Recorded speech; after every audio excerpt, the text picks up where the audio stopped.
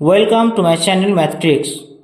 তোমাদের যারা এইচএস পরীক্ষার্থী এবারে আছো, অর্থাৎ 2025 সালে যারা এইচএস পরীক্ষার্থী যারা পরীক্ষা দিতে শুরু করবে, আর মাত্র 20 বা 22টা দিন বাকি, সেই বাকি এই কয়টা দিনে তোমাদের কি করা উচিত, কি ধরে পড়া উচিত, সেটা আজ বিস্তারিত বিবরণ তোমাদের জন্য নিয়ে এসেছি। অর্থাৎ তোমাদের কাছে এনে দিয়েছি একটি ব্রহ্মাস্ত্র, যার নাম হচ্ছে সাজেশন, ইংরেজি সাজেশন। অর্থাৎ তোমাদের 4টে প্রয়াস, 4টে পোয়েম, নাটক, এসব যা আছে প্রত্যেকটা অধ্যায় থেকে পুঙ্খানুপুঙ্খ বিশ্লেষণ সহ তোমাদের কোশ্চেন আজ আমি এনে দিয়েছি। অর্থাৎ তুমি দেখবে যে এই প্রশ্নগুলো এসে বসে আছে।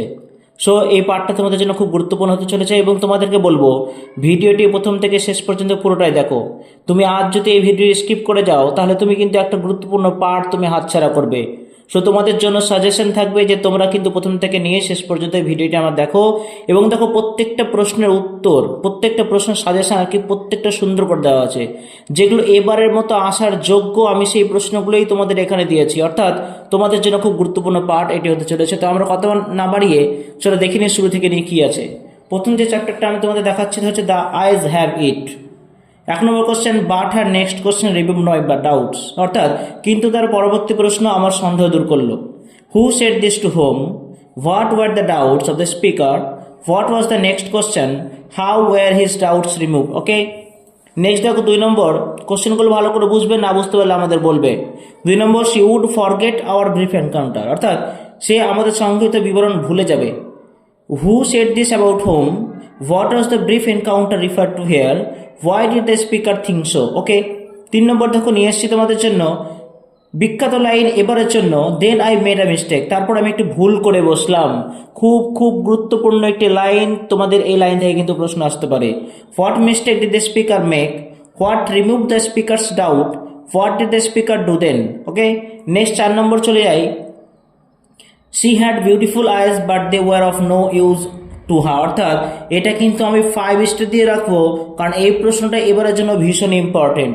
শি হ্যাড বিউটিফুল আইজ, তার সুন্দর চোখ ছিল, but they were of no use of her, কিন্তু সেগুলো ব্যবহারের কোনো কাজেই ছিল না আর কি, সেগুলো কিন্তু কোনো ব্যবহারের জন্য ছিল না।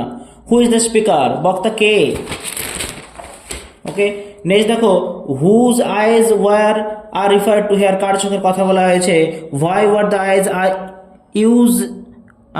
useless to her, bring out the irony in this line। অথবা প্রশ্নটা এইভাবে দিতে পারে, হি ওয়াজ কমপ্লিটলি ব্লাইন্ড, সে পুরোপুরি অন্ধ ছিল। ডিডেন্ট ইউ নোটিস, তুমি কি খেয়াল করনি। Who said this to whom, কে কাকে বলেছিল। হোয়েন ইট ওয়াজ সেড, কখন বলা হয়েছিল। Explain the irony in the line, এই লাইনের মধ্যে যে উপহাস বা ব্যঙ্গ করা আছে সেটা তুমি ব্যাখ্যা করো। ওকে, 5 নম্বর ভীষণই আরেকটি important question, oh how lucky you are, তুমি কি ভাগ্যবান।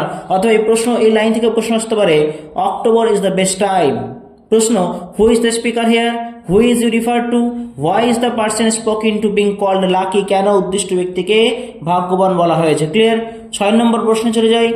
The man who had entered the compartment broke into my reverie। 100% বলতে পারি, এটা কিন্তু আসার ভীষণই chance. The man who had entered the compartment broke into my reverie, সেই লোকটি যে কিনা কম্পার্টমেন্টে প্রবেশ করেছিল আমার দিবা স্বপ্নে ব্যাঘাত ঘটালো। Whose reverie is to refer to here, কার দিবা স্বপ্নের কথা এখানে বলা হয়েছে। What was the reverie about, দিবা স্বপ্নটি কী ছিল। How was the reverie broken, কীভাবে দিবা স্বপ্নে ভাঙলো বা ব্যাঘাত ঘটলো। ওকে, নেক্সট এই 6খানা প্রশ্ন তোমাদের বলে দিলে, আমি 6খানা করো। আশা করি এর বাইরে কিন্তু কোশ্চেন দেবে না, দিচ্ছে না। এবং আমাদের রিকোয়েস্টের, কিছু ছাত্রদের রিকোয়েস্টের জন্য আমি এই 2টো প্রশ্ন, যেটা 1 নম্বর প্রশ্ন ছিল সেইটা দেখে না, উত্তর আমি এখানে দিয়ে রেখেছি। যেহেতু এই রিকোয়েস্টটা আমাদের কাছে এসেছিল, তাই এই প্রশ্ন উত্তর আমি তোমাদের সাপ্লাই করে দিলাম। এর মধ্যে যে 6খানা প্রশ্ন আমি দিলাম, তাদের মধ্যে যদি কোনো প্রশ্ন সমস্যা থাকে তাহলে আমাদের বলবে, আমরা তোমাদের উত্তর কিন্তু দিয়ে দেব। 2 নম্বর এখানে উত্তর দেওয়া আছে। পরবর্তী চলে যাচ্ছি আমরা। 2 নম্বর উত্তরটা দেখে নাও, স্ক্রিনশট নিতে পারো। প্রত্যেকটা ভাষা, প্রত্যেকটা লেখার যে বিষয়টা কিন্তু সহজ সরল ভাষা আছে, অর্থাৎ মুখস্থ করতে তোমাদের কিন্তু কোনো রকম অসুবিধা হবে না, আশা রাখি। চলো আমরা পরবর্তী অধ্যায়ে চলে যাবো, স্ট্রং রুটস। এই অধ্যায় থেকে কী কী প্রশ্ন আসতে পারে দেখে নাও। 1 নম্বর, our locality was predominantly Muslim, আমাদের এলাকাটি ছিল মানে বেশিরভাগ মুসলিম প্রধান। হু ইজ দ্য স্পিকার, বক্তাকে। How does the speaker describe the locality, what picture of communal harmony do you find in the description. Okay, next question number 2, his answer filled me with a strange energy and enthusiasm. তার উত্তর আমাকে কি করলো, অদ্ভুত রকম শক্তি আর উৎসাহে পরিপূর্ণ করে দিল, right. Who is the speaker, whose answer is being refer to here, what was the answer, উত্তরটি কি দিয়েছিল। ওকে, স্ট্রং রুটস ভালো, খুব সুন্দর একটা গল্প তোমাদের এখানে ঢোকানো হয়েছে, প্রত্যেকটা গল্প কিন্তু খুব সুন্দর। অতএব এই প্রশ্নটা কিন্তু খুব গুরুত্বপূর্ণ। 3 নম্বরে চলে আসি আমরা, how does Kalam describe his childhood in his composition strong roots, অথবা কোশ্চেনটা এইভাবে দিতে পারে, why does Kalam feel that he had a secure childhood, 5 star দিয়ে দিলাম, কারণ ভীষণই গুরুত্বপূর্ণ। কেন কালাম মনে করতো যে তার একটা সুরক্ষিত শৈশব ছিল। Okay, next question number 4, why don't you say this to the people who come to you, কেন লোকেদের তুমি এই কথাটা বলো না যারা তোমার কাছে আসে, রাইট। কোন বিষয়ে কথা বলছে বলো তো, ওই যে প্রার্থনা ব্যাপারটা, জল নিয়ে আসতো, শুদ্ধ করে দিত, আঙুল ডুবিয়ে, সেই কথাটা। Who says this to whom, কে কাকে বলেছিল। What is refer to by the word this, this বলতে কোন শব্দটিকে, কোন কথাটাকে বোঝানো হয়েছে। Why do the people come to the person spoken to. Okay, next question number 5, what had remained the routine for Abdul Kalam's father even when he was in his late 60s, অর্থাৎ 60 বছর পরেও কোন রুটিনটি তিনি গভীরভাবে, অর্থাৎ কালামের বাবা পালন করতেন।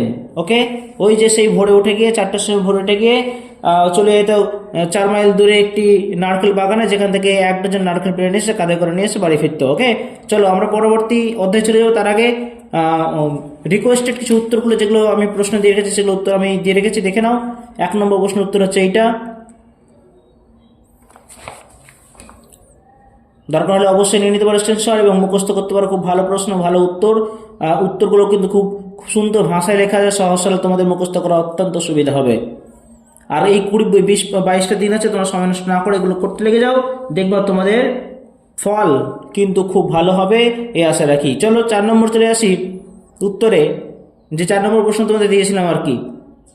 ওকে, এই সাজেশনের প্রশ্ন উত্তর কিন্তু এগুলো, ফলে তোমরা এগুলো দেখে নিতে পারো।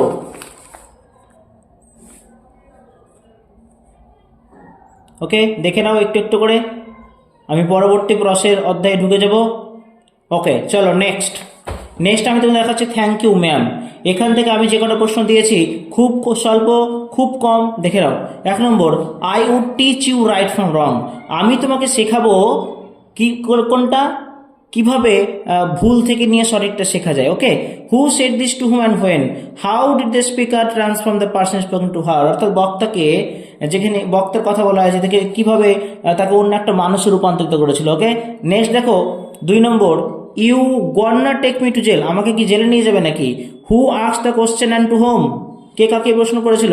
When did the speaker ask this questions, what reply did the speaker get. Question number 3 দেখো next, do you need somebody to get to the store, who is the speaker, to whom did the speaker say this, why did the speaker want to go to there, what did they have in suffer.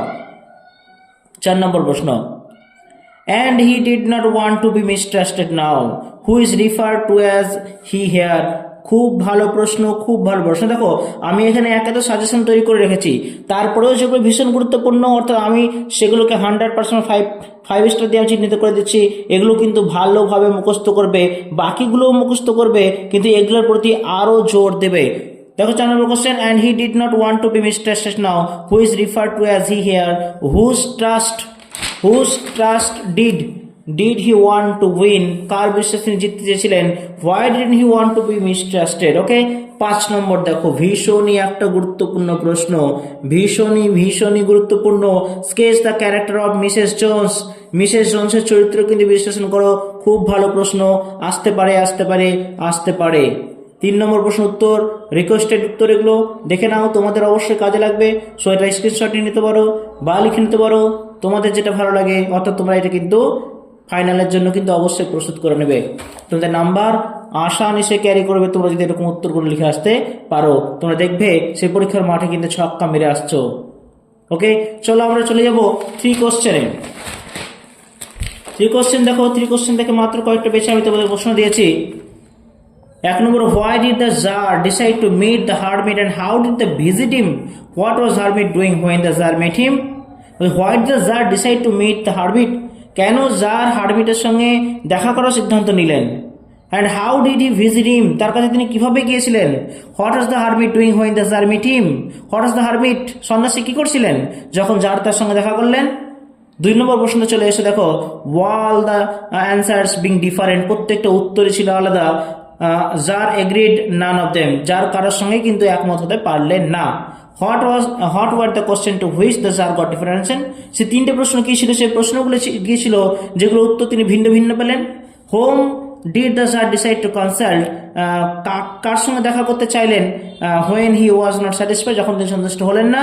Where did persons live from the tsar decide to consult, what was he famous for, সে সন্ন্যাসী কি জন্য বিখ্যাত ছিলেন।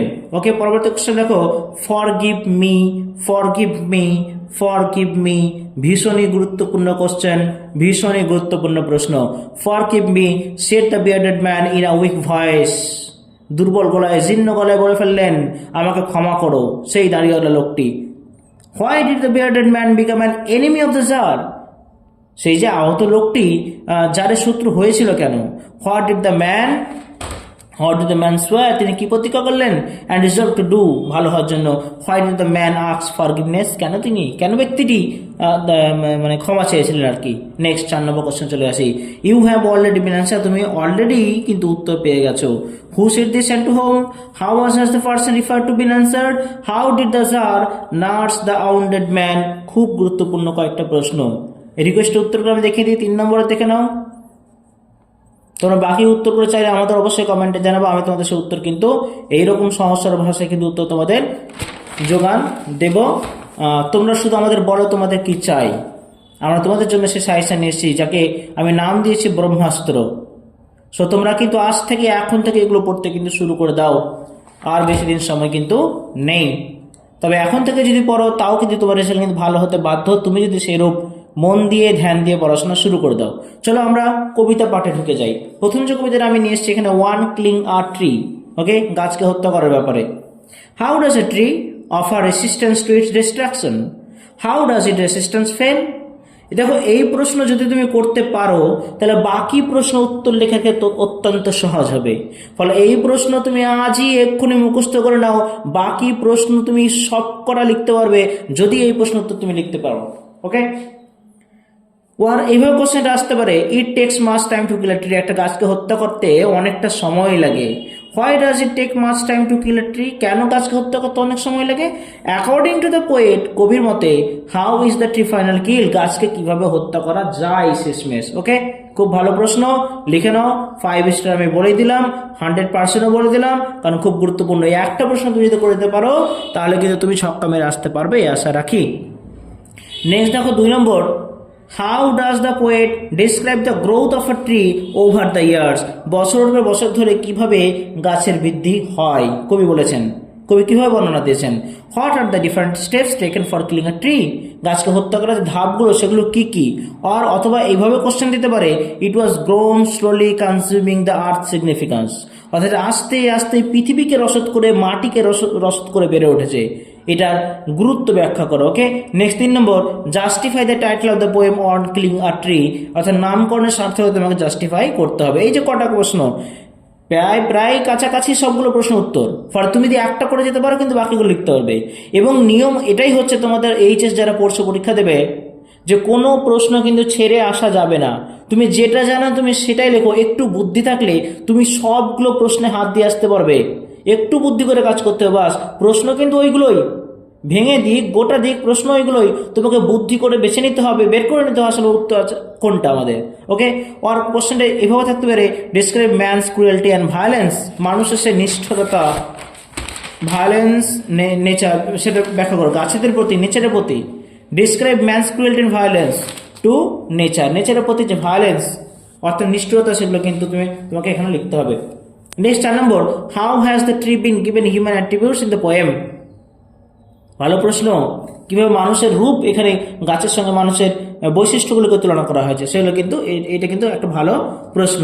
And out of its leprous hide sprouting leaves, এই leprous height কথা বলেছে, কুষ্ঠ রোগের মতো চামড়া যেখান থেকে নতুন পাতাগুলো গজাচ্ছে। Okay, what does the expression leprous hide refers to, what does it leprous hide here bring out the irony suggested here.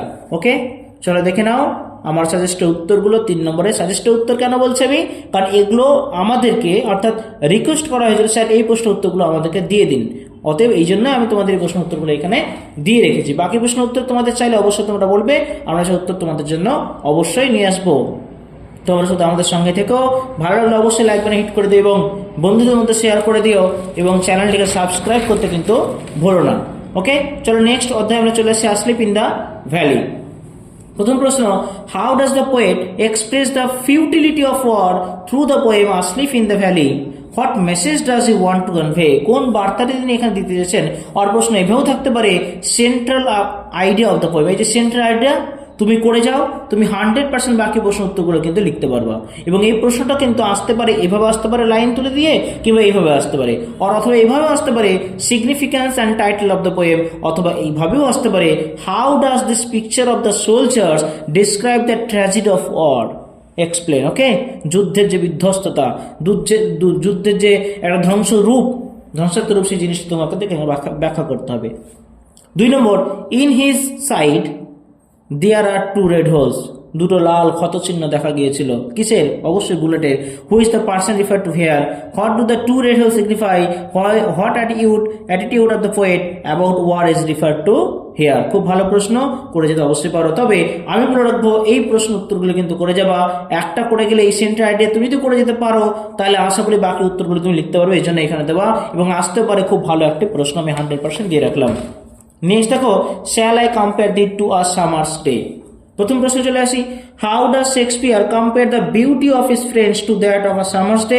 আর প্রশ্নটা এইভাবেও আসতে পারে, shall I compare thee to a summer's day? Whom does the poet address to? Why does the poet propose to compare him to a summer's day? How is the question answered by the poet? অথবা প্রশ্নটা এইভাবেও আসতে পারে, write the central idea or significance?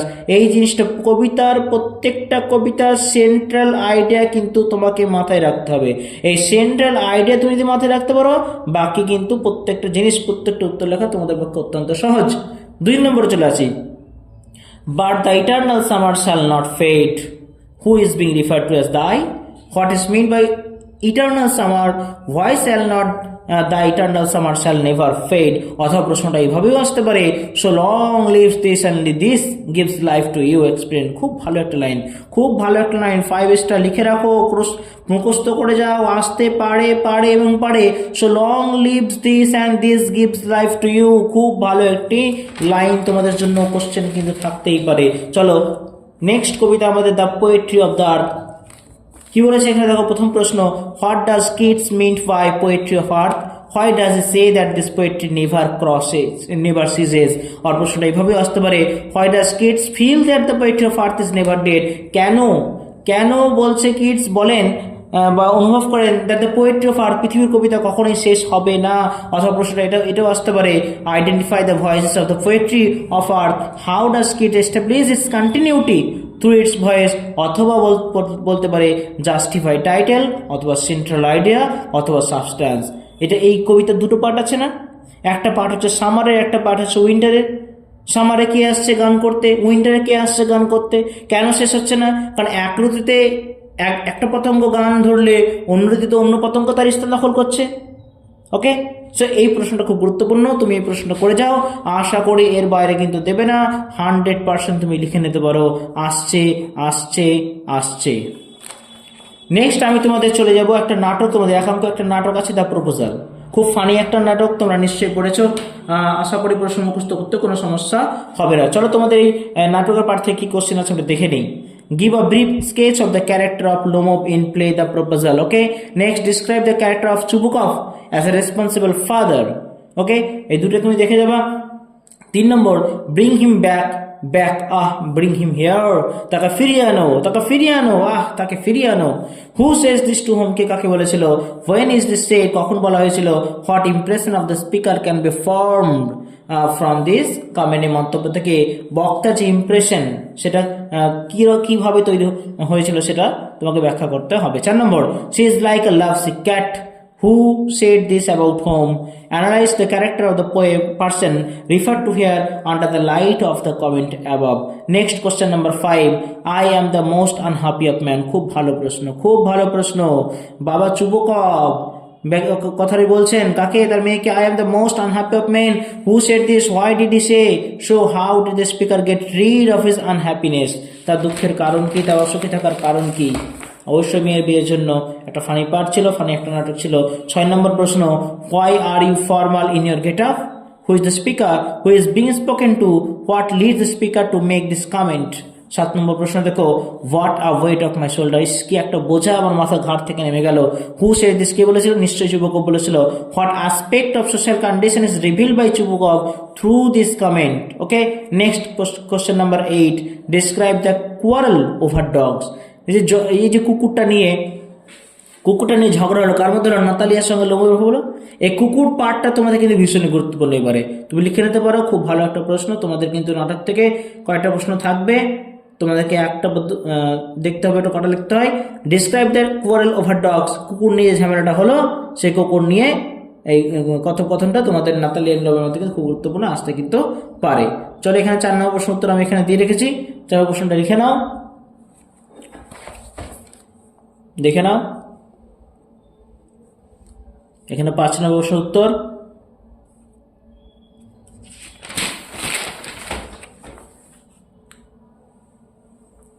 ওকে, এই ছিল তোমাদের scene part থেকে তোমাদের সাজেশন। তোমাদের যে চারখানা প্রয়াস এবং 4খানা পোয়েম আছে এবং 1খানা নাটক আছে, সে সমস্ত জিনিস থেকে আমি তোমাদের সাজেশনগুলো আজ এই ভিডিওতে দিয়ে দিলাম।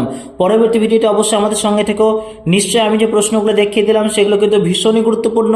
সময় তোমাদের এখনও আছে, তোমরা কিন্তু এখনো পরীক্ষার মাঠে ছক্কা মেরে আসতে পারো যদি সেইভাবে তুমি প্রস্তুতি নাও। আর আমাদের এই সাজেশন যদি তুমি মিলিয়ে দেখো, তো দেখবা এই প্রশ্নগুলো যদি করে যাও, বিশ্বাস রাখো এবং তুমি কাজটা চালিয়ে যাও, দেখো তোমার রেজাল্ট কিন্তু ভালো হতে বাধ্য। ফলে এখান থেকে আমি আজ তোমাদের সিন পার্ট থেকে যেসব কবিতা নাটকগুলো ছিল আমি সব প্রশ্ন দিয়ে দিলাম। পরবর্তী ভিডিওতে আমি তোমাদের রাইটিং পার্টের সাজেশন নিয়ে হাজির হবো। রাইটিং এবং গ্রামার দুটো একসঙ্গেই থাকবে। তো আমাদের সঙ্গে থাকো। আমাদের চ্যানেলটাকে অবশ্যই ভালো লাগলে লাইক এবং সাবস্ক্রাইব করে দাও, বন্ধুদের মধ্যে শেয়ার করে দাও। Thank you. আজকের জন্য গুড বাই। পরবর্তী ভিডিওর জন্য অবশ্যই তোমার চোখে রেখো আমাদের চ্যানেলে। ওকে।